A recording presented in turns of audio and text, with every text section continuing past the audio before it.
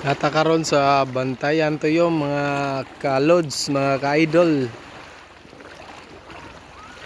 Tanaw na to ang langob nga karaan nung unang panahon pa ni nga langob.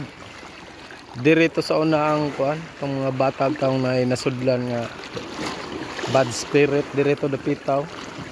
Nga kusgan kayo. Ato tanawon yung sa ni kangilngig. Purya kuan lang. Naon ni na tong langob ba? Mao ni siya.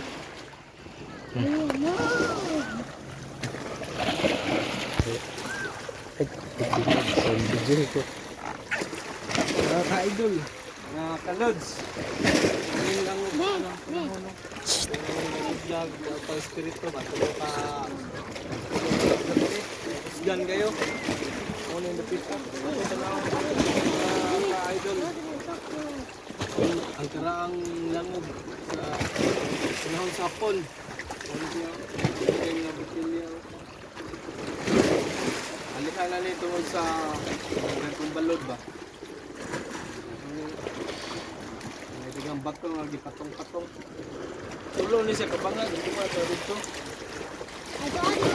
Atong sundon. Tay.